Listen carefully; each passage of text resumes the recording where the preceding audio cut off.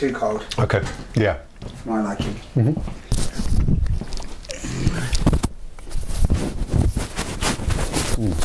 Nice.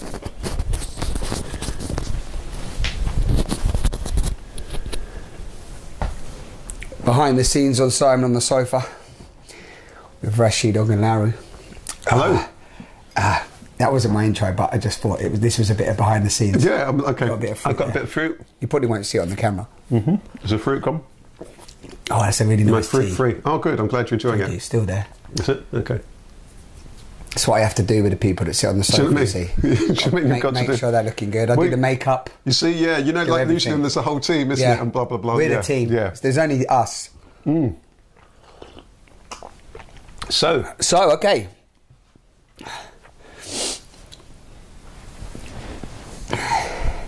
Hello, everybody. Welcome to Simon on the Sofa. I'm Simon. Some of you might know that already. And this is Rasheed. hi. Rasheed Ogunlaru. Hello. A very good friend of mine.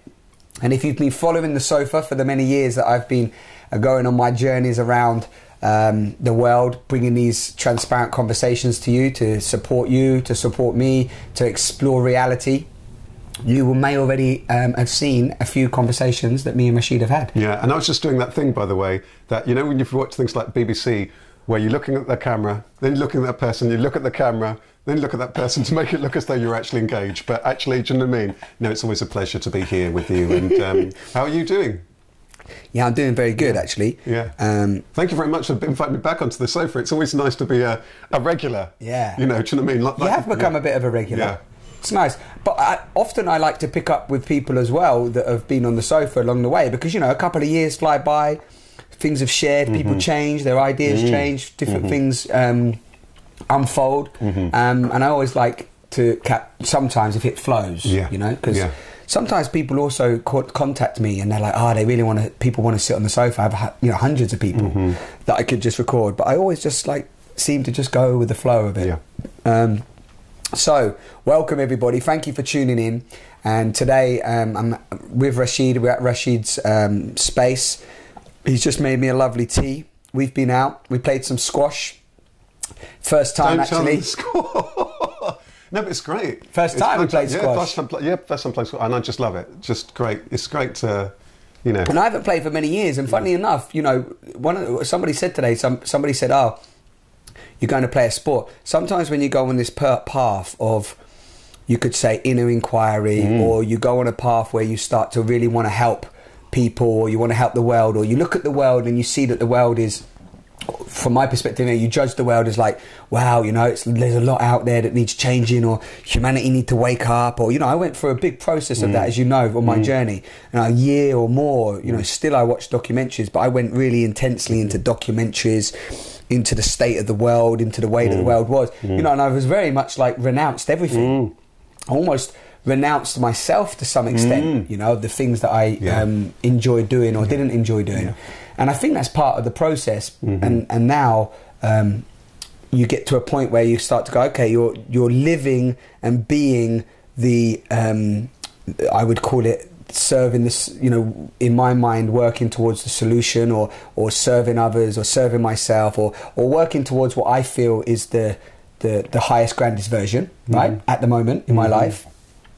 And within that, there's I don't know how if this has ever happened for you or people you've journeyed with.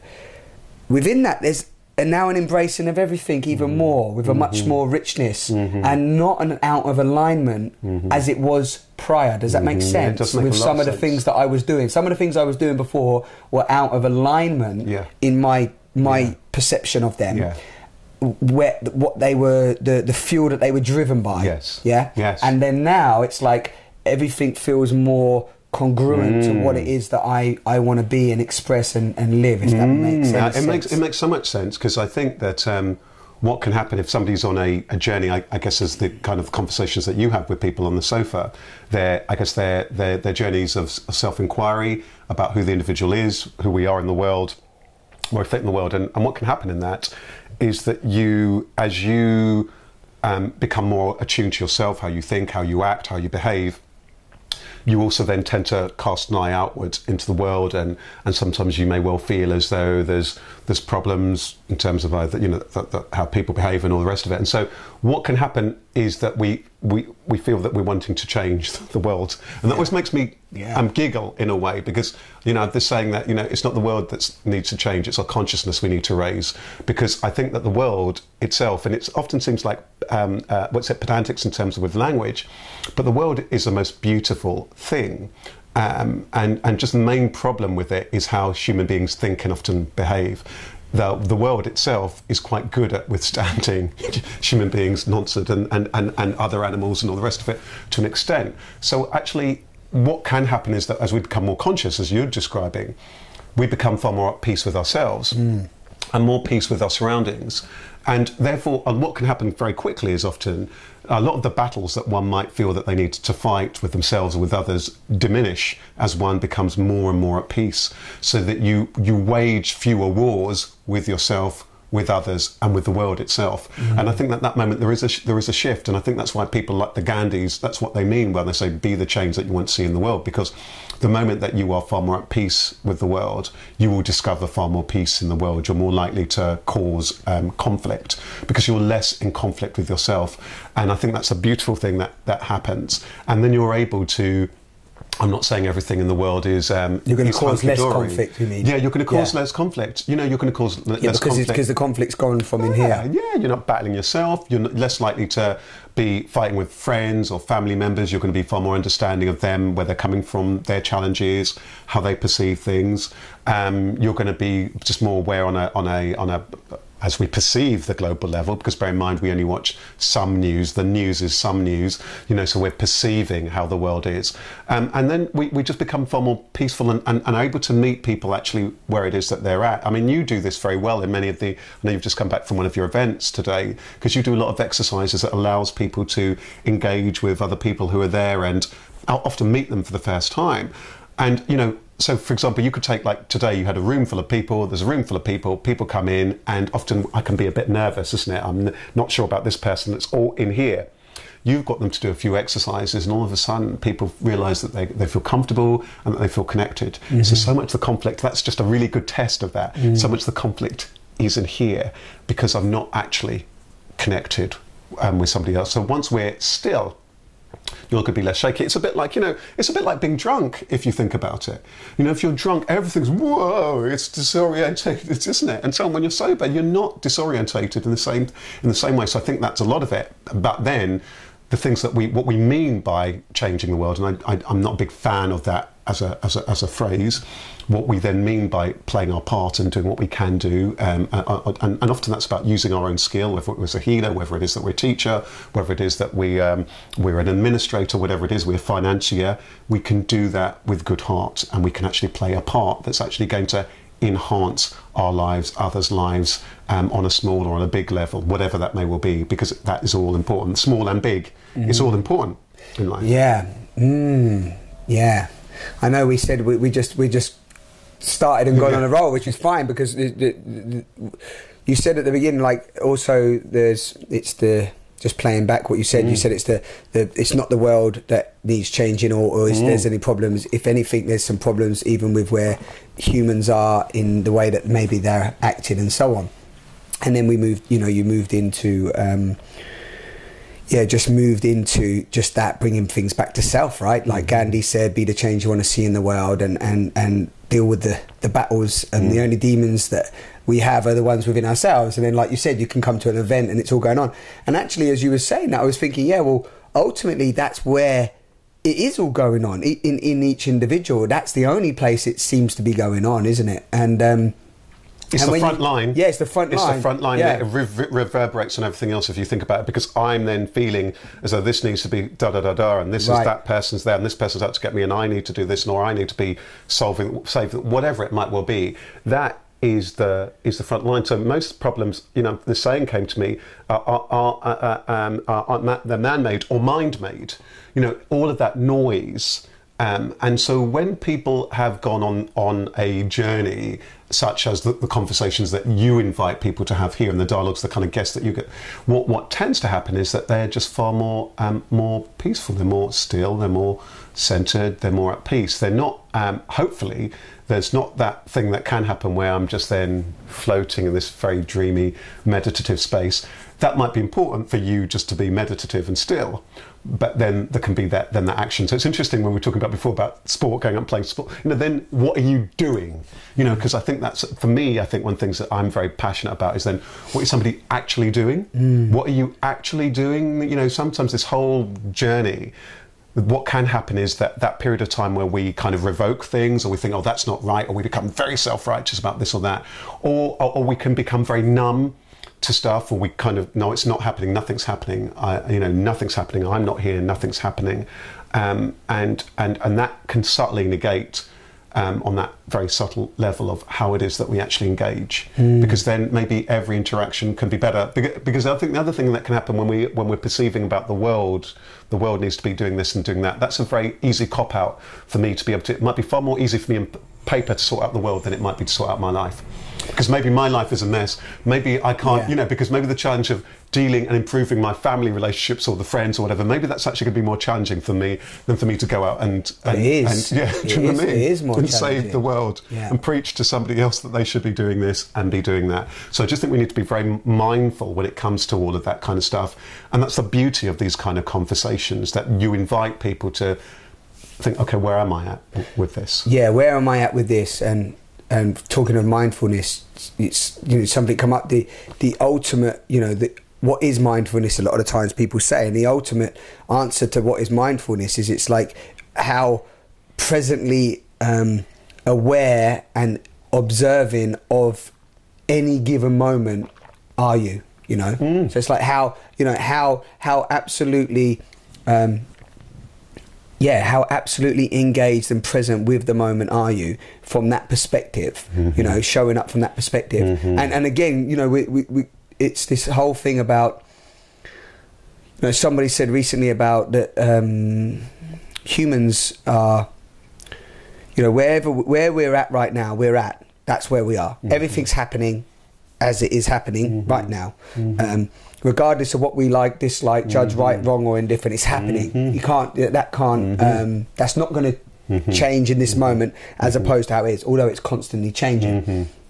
So I'm always dancing with this recent saying that, we speak about this, but all is well in all of creation, everything's happening as it should, and that means, all of what's happening is obviously happening as it should. Otherwise, it wouldn't be happening as it should from that perspective. Or it's certainly, at least it's happening. It's happening, right? It's happening, exactly, it's right. Just happening. Yeah. So then within that, I was speaking to somebody recently, and we spoke about how, I said we don't necessarily feel the chaos, but actually, humans and reality is very chaotic. There's a lot of chaos. I think he said that there's 200. I think it was. Don't quote me on this, everybody, but I think it was 250 wars going on right now on the planet in 220 countries or something. Do you know what I mean? The amount of wars, right? And probably a lot more when you consider the wars that are going on within people in their own homes and within their own within their own families and their own families, and their own relationships. Right, and within their self, the war within the self. So ultimately, like, life seemingly is full of war, full of conflict. So I'm always interested in how, many people talk of peace and peace, and often we get caught up in this idea of the utopian vision of everything has to be peace, blissful, and so on. But it's also, I think, how we can actually come to be here now, observing all that's happening without reacting to it, but actually embracing what is occurring, being okay with what's occurring, not judging it, not having an expectation, not necessarily needing to change it in the sense of it must change because it's wrong, but knowing that actually by you coming deep within yourself, by you doing the work here, by you looking in and going, what is my truth? What is my truth? How am I feeling in my body? Do I want to feel like this or feel like that? Am I in anxiety or not? Am I in protection or growth? Am I suppressed or elevated? You know, and it's not just to play, like, not to say that you shouldn't be suppressed, you shouldn't be angry, and you should only be these things, but just really checking in where you are as an individual. Because what I'm realizing more and more on this journey with everything that I've been doing is that when we come back to that place, take self-responsibility, self-trust, self-love, sovereignty, whatever term you want to use it, then actually you really are, it's becoming more and more very clear and how you are naturally having an effect on the whole anyway. Not because you're doing it so that you can change it. It just naturally does. Does that make sense? So when you meet somebody in the shop, or the next relationship you have, or the way that you engage with somebody, or the way that you react when, I don't know, your computer breaks, or, you know, just the real, you know, day-to-day stuff, you're already interacting with life in a much more harmonious way. Yeah, I think that's so, and I think there's kind of interesting kind of subtleties in there, isn't it? Because I think that sometimes there can be, the thing that just bubbled up for me is that sometimes we feel as though we're not making some kind of an impact on the whole big thing, but that I would imagine it's very difficult for us not in some way, shape or form to be making an impact. And what I mean by that is that you know, everything is interconnected. We're having conversation here, so there's something I might say, or something you might say, I might be thinking about this then, and this person comes into my mind who I've known from before I went to school with. So everything is interconnected. But often the impacts are often subtle, or they seemingly, there may not necessarily seem to be that much of a ripple, the ripples will only go so far. I think there's something you said before which I thought was really fascinating. You know, there's that thing about, you know, everything's happening as it should. I think that often what the mind is always so keen to do is to categorize it. So everything's happening, okay, whatever's happening is happening. But then as it should becomes like an afterthought that the mind wants to put in there, as it should. I don't know, it's as it is.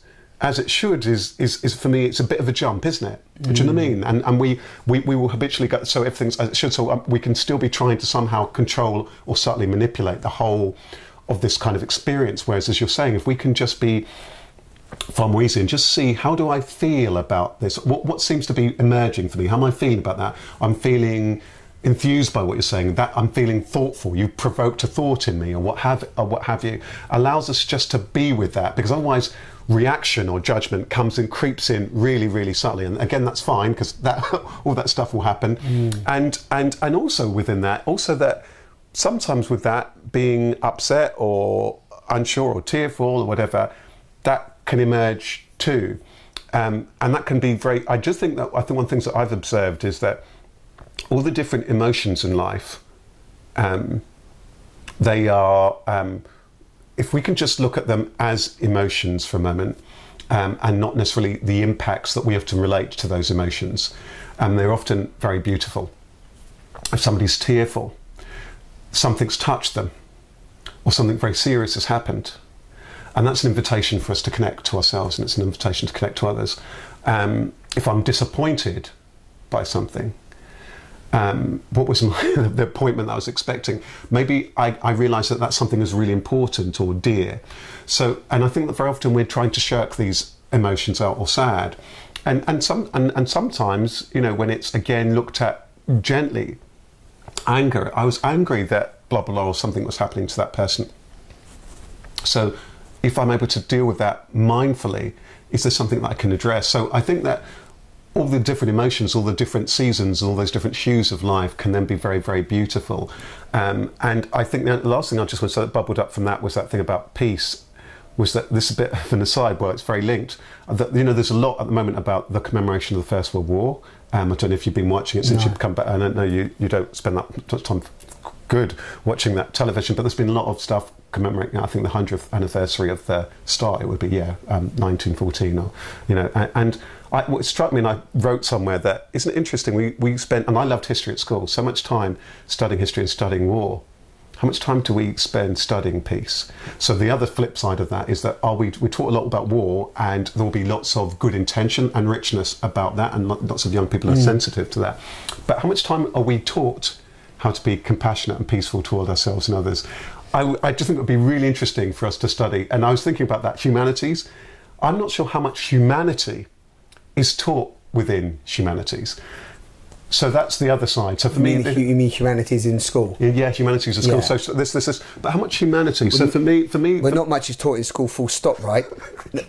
Well, a lot is taught in terms of like really how to live and be within yourself. But that's that's an aside. But yeah, go on. Had you finished? Yeah, but, yeah, probably. I don't mean it like that. Have you finished? Yeah. I want to talk. God damn it. No, but I think so. So those are the things that bubble up for me. The last thing I just wanted to say was that, but one thing that I do think is really important, because it just bubbles up for me, is that I think kindness, compassion are a very beautiful watchword, because I just think they're very, if one can be kind, because what can happen is that people can become on this journey kind of numbed or overwhelmed. You've perhaps realised that maybe you haven't been true to yourself, whatever that means. Maybe you haven't been in tune with yourself. Maybe there's things in your life, and so on, because you're becoming more and more aware of that stuff. And then you can become overwhelmed at, you might see sad things happening all over the world. And sometimes you can be numb, but if kindness and compassion happen, then I think a really interesting type of action happens from that particular space, where you will begin to play your part. And for me, that playing your part is really, really important on whatever level that you can, because I think that kindness and compassion, it's hard for me not to be available, even if it's just for a phone call and just asking you how you are, or sending you a card, or holding the door open for you, or just deciding that day that you will help out with the kids, or whatever it might well be. Do you know what I mean? I think that can be a very practical tool, because sometimes otherwise there seems this big gap between you and all these things that you perceive need to be done, but often then a lot can happen practically in your life from this space of being kind and compassionate. So that's what really arisen for me, and you know that from the work that I do, that's very, very dear and it's with you, that's why you do the global love letters stuff, right? It's powerful, that stuff. Powerful. It's profound. Kindness and gratitude. Simply powerful. Simply simple. Life-changing. Life-changing, yeah, totally. I was listening to you, sharing all that, so much there in terms of looking at life, and we see the duality of it all, So it was that dance of duality, and within that I'm listening and I'm thinking, my mind's off, my thoughts are going all in different places. I'm trying to be really present with what you're saying, and my mind's going, oh, where's it going to go? Oh, we could go with that one, we'll go that one. And then it's like, I was thinking about, peace and war and school and and all this stuff, and then wondering, I was wondering, like, had we, how we skirt through in conversations and things get dropped and missed, but all is perfect and we're just going. And then I was wondering,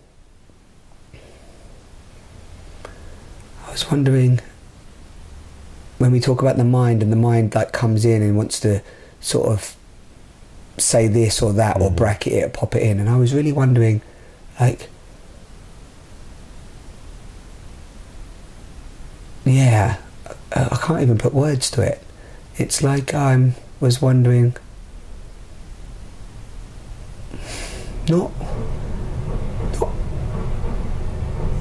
I suppose I'm constantly pondering what it is I want to share or not share based on this co-creative force that seems to be flowing through us. And it's really hard to articulate, because we do stuff in life, projects, things, we have to get up, we live, and we're here, right? We're in this mystery, we're seemingly here. We fit in this moment. The realness of it is that you can hear me talking, you're there, I can touch you, and we're breathing, and we got these thoughts, theories, ideas and concepts. And I'm always like, what is it that we're really wanting to communicate? What is it we're really wanting to communicate? And that's not just you and me, but maybe even that force, or that humanity, because it's obviously communicating. Like you said something beautiful. Like I've always said, it's happening as it should, and you said happening as it is, and that's actually really good for me to shift that little word in the way that I've been describing, because it's happening as it is, and that doesn't mean it has to happen like that continually. And if we are grand creators, and we really are so much more powerful than we thought, and our coercing and our acquiescing continues to uphold, life, relationships, society, words, thought forms, and so on, then what are we acquiescing to that we don't have to? And then what can be birthed from? And you wrote this in your book, that conversation, the Dalai Lama and many people are seeing the potency of transparent conversations now, or conversations in general. And then life is a conversation, right? Life, everything's conversation. You watching this, we'll have multiple conversations throughout the day. Me and Rasheed have conversations even in the way that we play and show up in life, because that's how we interact and engage with people. So life is a conversation. And then from that place of deciding what words we choose and what we want to bring into the world, ideas are birthed out of that. So I suppose it's not that I'm saying that everything's wrong, but I look at the where the human species is right now. And to some extent, you could say we're young and we're learning, and we're in an age of adolescence, and we're learning as we go, and we're making mistakes along the way or whatever.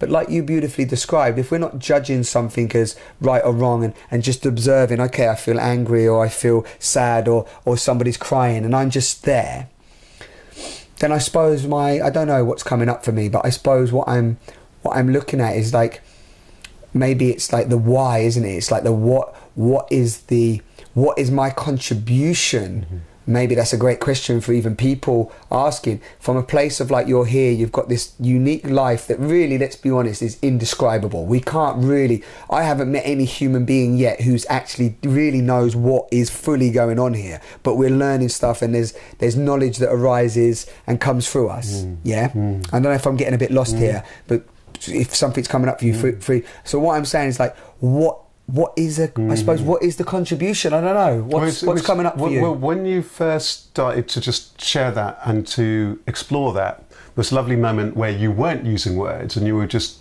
bringing together the different thoughts and being still internally. And one of the things that you do sometimes when you're beginning the talks, so sometimes you might begin with silence or with a singing bowl. Yes. And so sometimes maybe the sharing actually that you're wanting to share is about the being. Because sometimes the sharing isn't necessarily about the words or deeds, it's just about being, and the wordless, or what the words are, as some people say, pointing to or signposts to. So I think there's that, because I think there's something about that connectivity that's really important. That's just one thing that bubbles up for me. And so sometimes it's about exploring that power of the silence and of just being. And it made me, and what I was thinking when you were saying that was that sometimes, for example, when friends or family get together, because you said that thing about what we're wanting to share, often what some family members are wanting is that they just want their family to be there. So if I think about certain times, if I go and see my mum or if she's there with the family, what she wants is just those times for people just to be. She doesn't have any great goals of outcomes, but just that they can be in that particular space and connect. There might be food or whatever, but just to connect. So I think that that's a part of that. I think that there's so much, we're so accustomed to seeing everything through the lens and what the mind's trying to work out and figure out, that there will be so many kind of projections or this kind of stuff of life and so on. Because you're right, what do we know about it? What can we really say about it?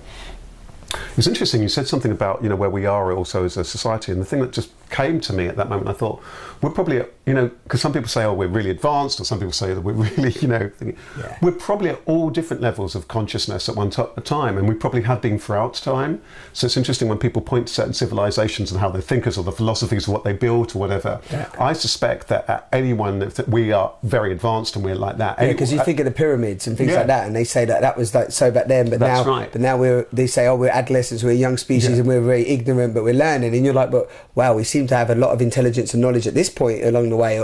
I think, and even if it's linear, the time doesn't even seem. I wouldn't be surprised I wouldn't be surprised, but I've got no idea that at any time we've been super conscious and dumb. and unconscious. All at once. All at once. Take a human being on a particular level. We're just like, you know, we've gone to some advanced talk, and then we're barking habitually at a friend or somebody we know, a partner or whatever.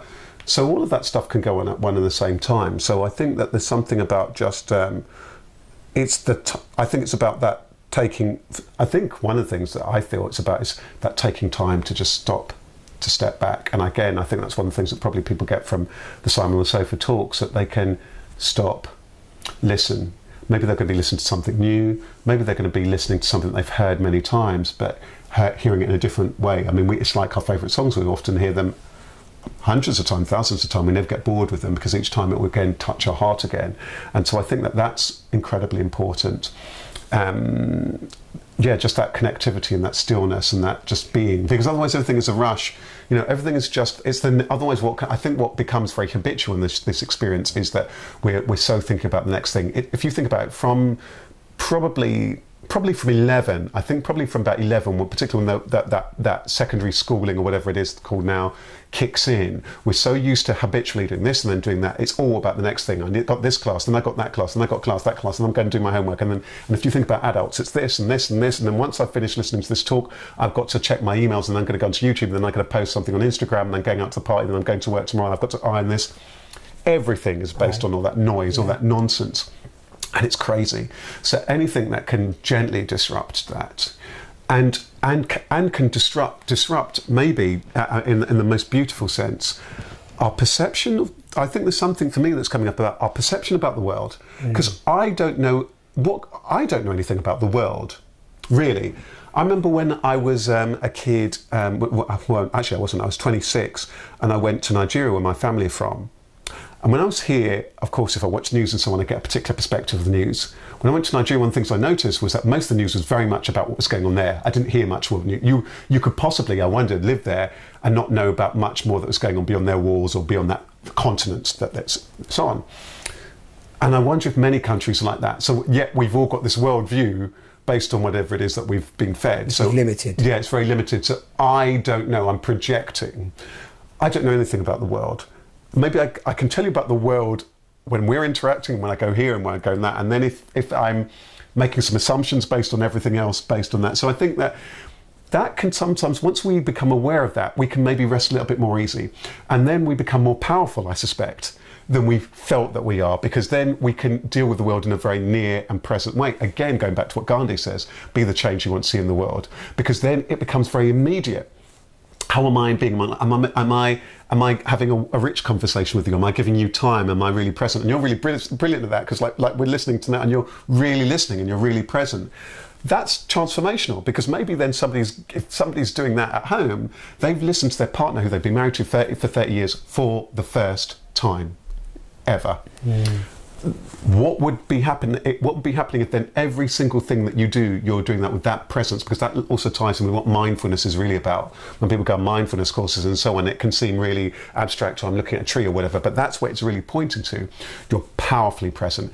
Everything that you do becomes richer. You're more conscious. Touch on those other things, you become so more, for example, you've spent a lot of time around health and fitness, so you're very, very aware about what you're eating, whatever, and you'll be aware if you eat something, how the body feels. That's what's available to you. You become so aware, so mindful about how the body feels, how you're walking on the street, how you're trending this, have you been, everything that you're doing. You can become very, very mindful in a good way. And instead of feeling disempowered, which can happen a lot, you really do feel plugged in, connected,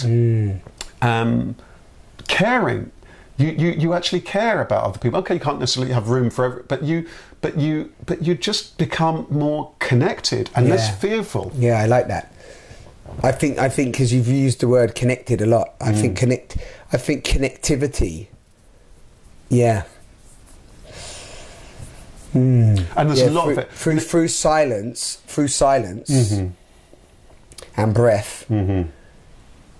We can deeply connect. It's funny, today in the event as well, what was really clear was that what you just said, we're unplugged. So if anything, what's coming up for me through this conversation today, and for everybody listening, is how we want to engage. We want to feel. We want to feel connected to ourselves, to life. We want to feel that we're aware of this experience. You know, we want to witness this experience and feel that we're you know, participating in it. We want to feel that we're you know, we're not just a bystander, and we're not just being pulled along like sheep. And this is actually a really good point. Actually, what's coming up from connectivity is that maybe a lot of the well, no, it's no question about it. It's, you said about media and not knowing much based on like the little bits of feed that we're given, right? Little bits of information, media, etc. I was reading a great book recently on the philosophy of fear, and they was actually describing, I don't think it was a woman, it was a man, and they were describing how we so react and live our life in that state of fear based on what we're told, but most of what we're told, we only look at the alarming facts and not the actually opposite facts, which are much more calming and settling. Like, for example, I'll give you an example. If you fly a plane, because like planes are going to crash and and you don't want to fly planes anymore because they're really dangerous, because you've read in the newspaper about whatever 9/11 or whatever it might be, something, you know. And then you start driving cars again.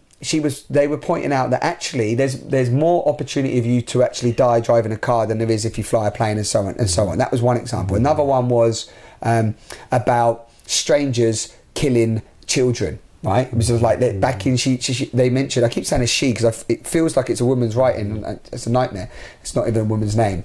But anyway, male or female, it's this person that's writing. And she was saying that back in the sort of 70s stroke 80s, moving through the 90s, there's this big thing around paedophilia and around not allowing your children to go out and talk to strangers and you know, just don't go near them, right? Because strangers are bad, they're dangerous. So kids have grown up, our generation and the generation before, in like not wanting to talk to strangers, whereas actually statistics, factually, there are more deaths and killings by people of the same family and close relations than any strangers have ever created. It's such a small statistic of strangers being dangerous, right?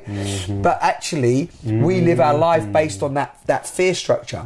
So the whole of our reality, again, we're not here doing duality, right and wrong, good and bad, but we're just looking at fear, like Rasheed said, observing it for what it is, like anger or anything else, and just observing that we're functioning ultimately from fear, and fear is disconnection. So that's the linking. But I also think, yeah, but I also think that and I love that what you said there, because I think that's so true. So we do focus on that, and also I think that our relationship to fear is fearful rather than often. Rather than embracing it, rather than seeing it for what it is, like the anger and anything else. Yeah, because we judged fear as wrong, bad. We shouldn't feel fear, and so on. Yeah. But actually, fear can be. Well, I use the term in what I'm writing is fear is your friend. Yeah. If we don't judge something right or wrong, good and bad, then like you said, if a tear's there, what's it showing? What's it teaching? I cut you short, but carry on. I think that you just said it so beautifully. So then it means that I don't need to be fearful about it. Okay, I'm fearful because I'm unsure about what's going on in my job. Okay, that makes me more mindful about what I need to be doing and performing better. Okay, I'm afraid that this thing's coming toward me. Okay, it's beautiful. It's a prompt. But if we're reactionary about it without understanding what our reactions and what's wound us up in the first place, then we're going to be in a very constricted kind of place where we're tight, as opposed to that thing you're saying about breathing. We're tight. We're constricted. We're tight. We're rigid. Yeah. We don't want connection, because you talked about connectivity.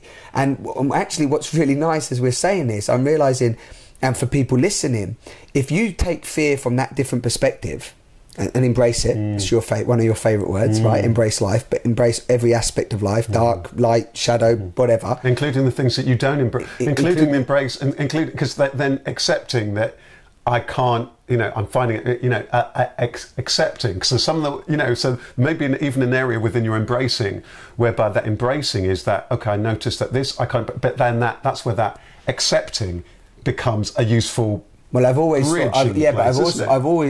when you've spoken about embracing, I've always associated that to accepting. I don't know why, because embracing something, you have to.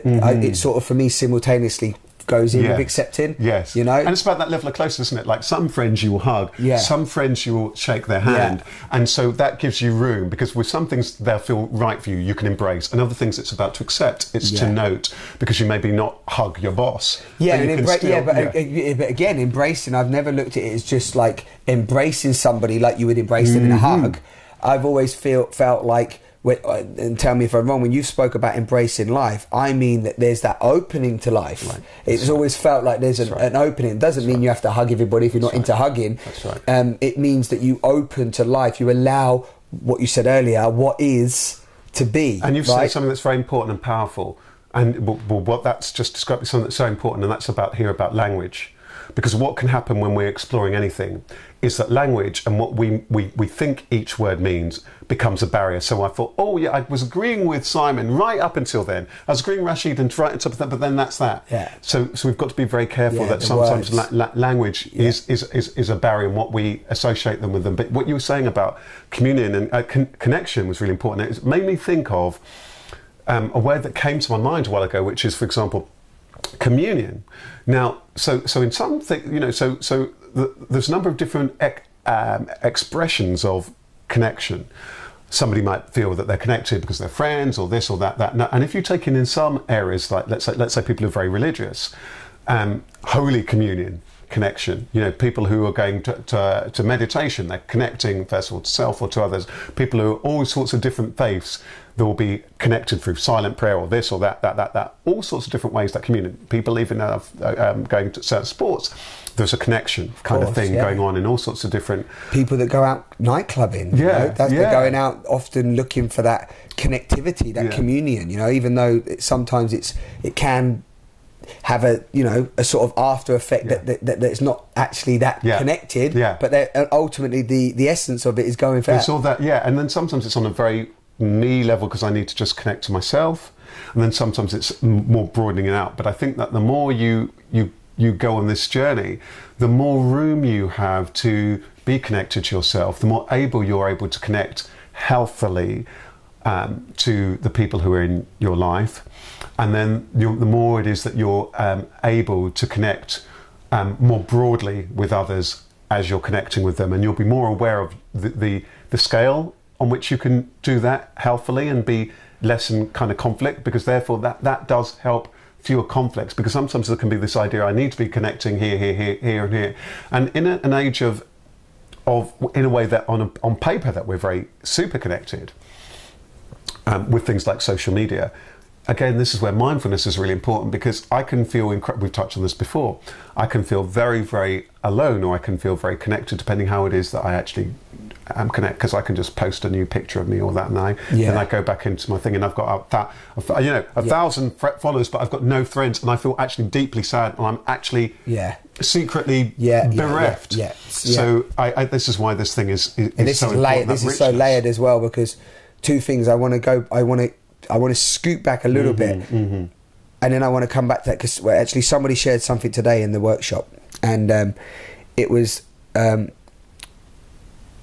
what are you holding back? It was like, the question was, I said this to you earlier, what are you holding back, or what are you holding on to that you could let go of, which is blocking you from loving yourself or trusting yourself, right? And living in alignment to your truth, whatever that means. Alignment to your purpose, truth, whatever word you want to use. Great question, because that in itself is going to help people to go on that mindfulness journey, because that means I've got to really stop. Well, I've got to stop and inquire, right? And the person said something beautiful, said that I'm fine, that everything's good, and I'm fine, and I'm well. You know, that was the thing that she's holding on to, when actually that's not what she's experiencing, right? And you know, and that was powerful for me, because that comes back to what we're saying. And for people listening, again, this feels pertinent for now, based on connectivity, because I want to scoot back to the point on fear, because we that was lovely what we shared on fear about like being with it and what's it showing. But there's another beautiful thing when we look at fear in the way that me and Rasheed were talking about a moment ago, and not judging it right and wrong, good and bad, but just is is in that place. There was something that was coming up for me, that in that place of seeing fear as a friend and not running away from it and not allowing it to make us be disconnected through all of what we said, rigidity and, you know, holding back, etc. That actually, by communicating that, just by communicating, this is what this is about,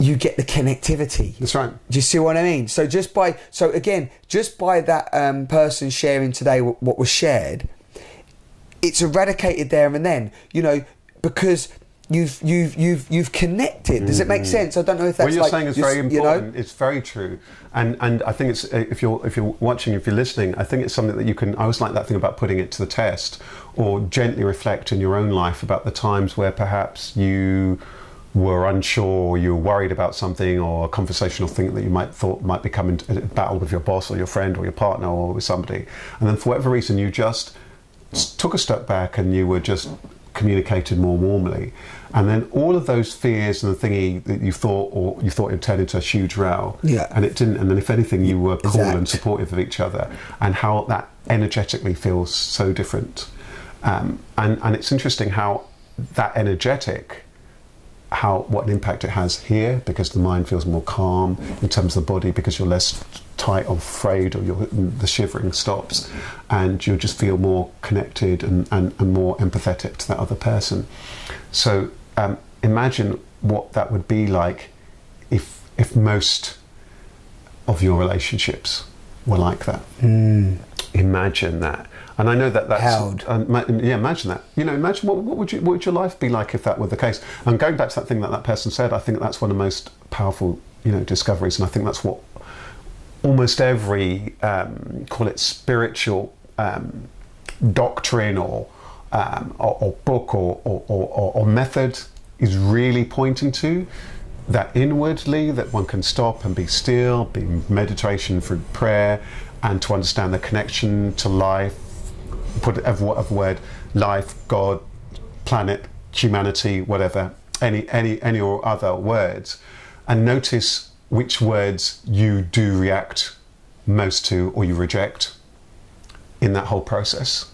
Yeah, what do you mean? Because with the words that are coming through? For example, in those words there, life, God, universe, chances are that one of those words probably will resonate with you more than others, and maybe some of them you push away.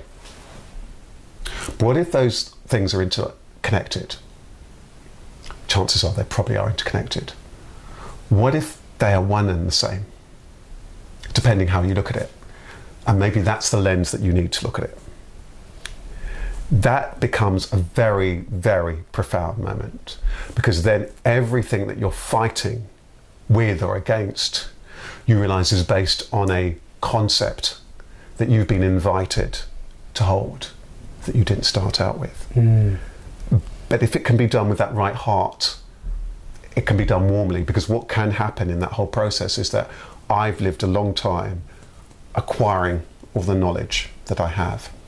So somebody's coming in and inviting me to look more widely is quite challenging. It's a bit like what happens when a newborn, you know, I always say that if an adult's having an argument with an adult, they'll be arguing for hours and hours and hours all day and proving themselves right. If an adult is arguing with a 3 or 4 year old or 5 year old, they will always be undone very quickly by the child, who will just keep asking them why and why and why, and the adult will just hear all the things that they've been taught splurging out of their mouth, and they realise, I don't know, because the sky's blue, because of this, oh, because of this, because that's something, and they don't know firsthand themselves. That's what we're talking about here. So I know I kind of veered here. No. It's fine that you veered there. So, but just to clarify, so what you're pointing to is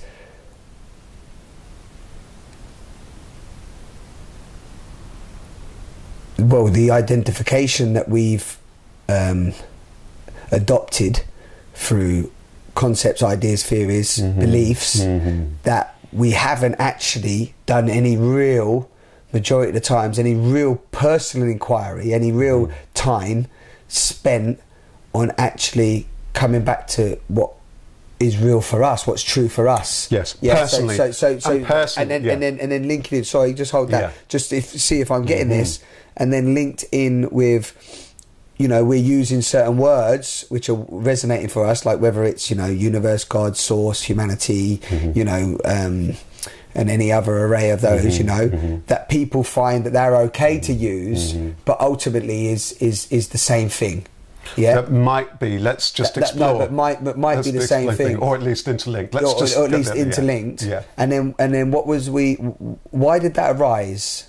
Why did that arise for us? It's lovely what you're pointing to. Where did that come out of? Probably was born out of that thing about that connectivity. Yeah, but then you also mentioned that what that person said about not really being fine, and being honest with where that person was at right there. Yes, something arose out of there for you. Because that's a very important. That's in a way that is the most. I would argue that that's the most powerful moment in somebody's life. What they articulated, for example, that person articulated in your workshops. You would ask them, what would make a difference if they could accept or let go. If I could realise that I'm fine. If you think about it, pretty much the whole narrative in most of our upbringing, certainly in the West that I'm aware of from the work that I've done in my own life and through the work that I've done coaching people over the last 10, 12, however many years, is that the narrative is that you'll be fine or perfect or complete or better when X, Y, and Z. You've got this, you've got that, exams, you're job, better, money, you're exams. faster, you're slimmer, whatever. Yeah. So what that basically says to somebody is that they're not fine, they're not perfect, or they're not complete. That's deeply. It's not in the long run in terms of if you're wanting to be at peace and happy and content. That's not a good thing to let go unchecked, because that is the narrative. So what that person said, actually, I'm fine. Yes, maybe there are some things that I could do, maybe there are these skills that I might want to gain. Do you see the difference between when they realise I'm essentially fine? And that still allows for, I'm not saying then to be passive and someone carrying, eat donuts or cakes or, tread on the neighbour's lawn or whatever. I'm not saying that. But if one can realise, actually, essentially I'm fine, but there might be these things that I'm mindful that I'm wanting to address or whatever, that's so different that I'm not okay. Yeah, I need to be thinking. Because that's sovereignty. That's taking that's taking self-responsibility, self-empowerment. Yeah. That's empowering the self. Yeah. As opposed to thinking that you've got to uphold some idea of how you are fine and everything's okay in order to fit into some sort of societal structures or just the normal day-to-day, when actually the richness and the beauty is in the vulnerability of releasing that, no, I'm not, I'm struggling, I'm angry. Again, we come back to anger, but I'm struggling, I'm angry, I don't know what's going on. Yeah. And go on. I just want to say something there when you said that about sovereignty, and I just think that I want to throw something in there. Serf and sovereign is what I want to say, because sometimes... what's serf? Go on. Yeah, because serf is like at the lower end of the sovereign. If the sovereign's up here, the serf's down there. Because sovereign to me is a slightly, just playing with it's a heavy word.